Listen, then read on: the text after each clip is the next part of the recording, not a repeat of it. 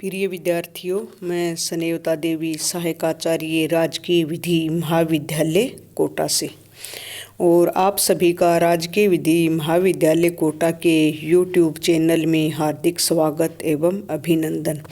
और मैं आशा करती हूँ कि आप अपने घर पर स्वस्थ होंगे, सुरक्षित होंगे और आपका परिवार भी स्वस्थ होगा, सुरक्षित होगा।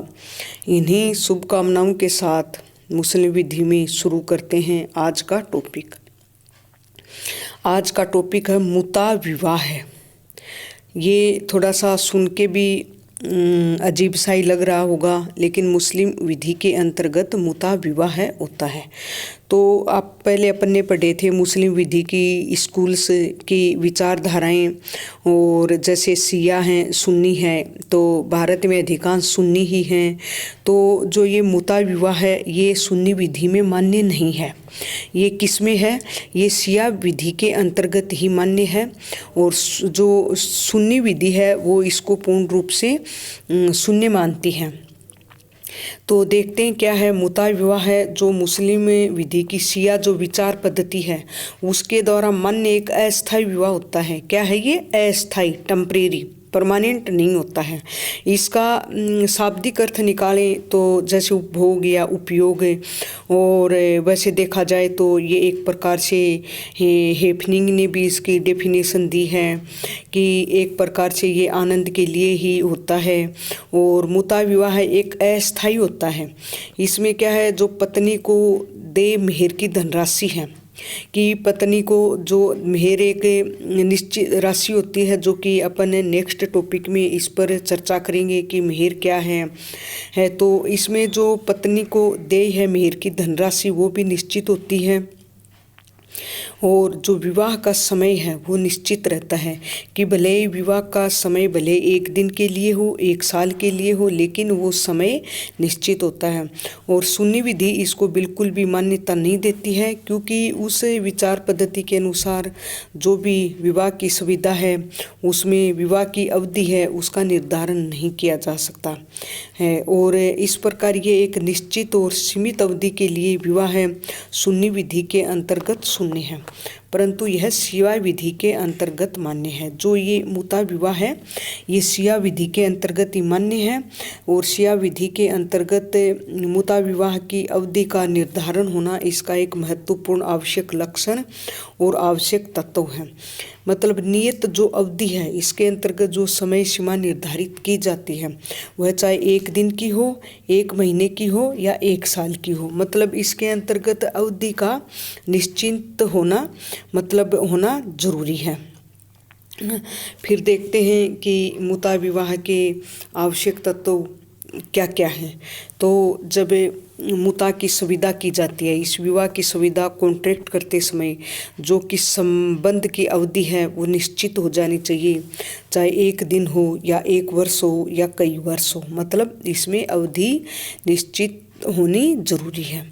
दूसरा क्या है, सुविधा में जो मेहर की धनराशि है उसका उल्लेख होना चाहिए। जब अवधि और मेहर दोनों निश्चित हो जाती हैं तो सुविधाबद्ध है। परंतु यदि अवधि तो निश्चित हो जाती है भाई, चाहे एक साल हो, एक वर्ष हो, कितनी भी हो, और यदि मेहर निश्चित नहीं है तो सुविधा शून्य होती है। इसका मतलब यदि मेहर निश्चित हो जाती है और यदि अवधि निश्चित नहीं है तो सुविधा मुता के रूप में शून्य होते हुए भी स्थायी विवाह के रूप में प्रवृत्त रह सकती है।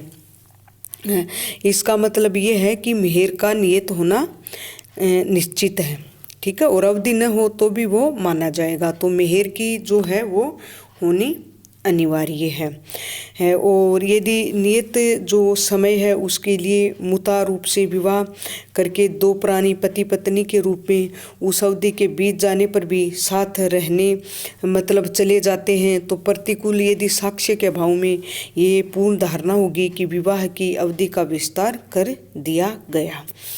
फिर देखते हैं कि जो नियमित विवाह हैं से संबंध है, इसमें ये नियम की जैसे मुस्लिम विधि के अंतर्गत जो नियमित विवाह है, वैध विवाह है, उसके अंतर्गत 4 पत्नियों तक मतलब वैध है। आगे यदि 5वीं पत्नी से विवाह होता है तो वह अनियमित होता है। तो इसके अंतर्गत मुता विवाह के अंतर्गत ये चीज़ लागू नहीं होती है। है कि कितनी भी पत्नियां, 4 पत्नियां तक सीमित हो, यह मुता विवाह पर लागू नहीं होता है। फिर क्या है, इसके अंतर्गत जो मुता विवाह है, इसके अंतर्गत जो पति पत्नी हैं, दोनों पक्षों के बीच जो पारस्परिक उत्तराधिकार है वो भी उत्पन्न नहीं होता है और यदि इनसे जो उत्पन्न संतान होती है वो वैध होती है और माता पिता दोनों से उत्तराधिकार का अधिकार रखती है। मतलब इनके दोनों पक्षकारों के मध्य पारस्परिक उत्तराधिकार का उद्भव तो नहीं होता है, परंतु इनसे जो उत्पन्न संतान है वो वैध होती है और माता पिता दोनों से उत्तराधिकार का अधिकार रखती है कि भाई ये उत्तराधिकार में इन दोनों को ही अधिकार रखती है, माता पिता दोनों से। और यदि जो नियत अवधि है उसकी समाप्ति पर या पारस्परिक सहमति से या पति पत्नी में से किसी की मृत्यु हो जाने पर विवाह का स्वतः ही विवाह विच्छेद हो जाता है, मतलब स्वतः ही विवाह का विघटन हो जाता है। और मुता विवाह में तलाक मान्य नहीं होता, ये ध्यान रखना है, मुता विवाह में तलाक मान्य नहीं होता है। पति यदि चाहे तो पत्नी को शेष अवधि का दान कर सकता है, जिसे हिबाई मुदत कहते हैं। ठीक है। और यदि विवाह पूर्णावस्था को प्राप्त हो जाए तो पत्नी पूर्ण मेहर की अधिकारी नहीं होती है और यदि विवाह पूर्णावस्था को प्राप्त नहीं होता है तो आधे मेहर की अधिकारी नहीं होती है। और इसके अंतर्गत पत्नी है निर्वाह है, मतलब भरण पोषण की हकदार नहीं होती, वो भरण पोषण के हकदार नहीं होती है। लेकिन फिर भी जो दंड प्रक्रिया संहिता की, जो कि आप आगे जाकर पढ़ोगे CRPC, तो दंड प्रक्रिया संहिता की धारा 125 के अंतर्गत निर्वाह का दावा कर सकती है। फिर क्या है, मुता विवाह की जो अवधि है कि कितनी होनी है उसकी भी न्यूनतम सीमा नहीं है। ठीक है। यदि मुता विवाह की अवधि के बाद भी जारी रहे तो भी वो मान्य होता है। तो ये मुता विवाह के आवश्यक तत्व हैं। फिर क्या है, मुता विवाह में पत्नियों की जो सीमा है, संख्या है कि कितनी होनी है, जैसे कि 4 मुस्लिम विधि में विवाह है, निकाह है, 4 तक वैध माना गया है। लेकिन मुता विवाह के अंतर्गत ऐसी कोई सीमा नहीं है, कितनी भी पत्नियां रख सकता है। फिर क्या है, मुता विवाह की पत्नियों के लिए निवास स्थान का प्रबंध करने के लिए पति बाध्य नहीं है। तो पति का ये बाध्य नहीं है कि मुता विवाह किया है और उनके जो पत्नी हैं उनका निवास स्थान का प्रबंध करे, उनको रखे, कैसे क्या, इसके लिए पति बाध्य नहीं है। अच्छा, फिर क्या है, यदि पति की मृत्यु हो जाती है तो मुता द्वारा जो विवाहित पत्नी से है वो तो 4 महीने 10 दिन तक है, और यदि गर्भवती है तो बच्चे के जन्म तक इद्दत का पालन करने की अपेक्षा की जाती है। जो अपन ने पीछे पढ़ा था कि इद्दत क्या है, ये एक प्रतीक्षा की अवधि है। जैसे किसी का विवाह विच्छेद हो जाता है या मृत्यु हो जाती है तो पत्नी को एक अवधि होती है, उस अवधि के अंतर्गत वो दूसरा विवाह नहीं कर सकती है।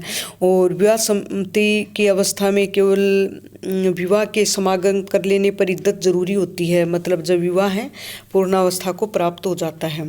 और उसकी अवधि यदि पत्नी को मासिक धर्म होता हो तो 2 मासिक धर्मों की होती है, और यदि मासिक धर्म न होता हो तो 45 दिन की होगी। फिर क्या है, मुता विवाह की जो है इसके अंतर्गत पत्नी कितनी भी रख सकता है। ये इसके अंतर्गत ये नहीं है कि 4 पत्नियों तक रखना आवश्यक है। फिर क्या है, मुता विवाह में मेहर का नियत किया जाना अनिवार्य है।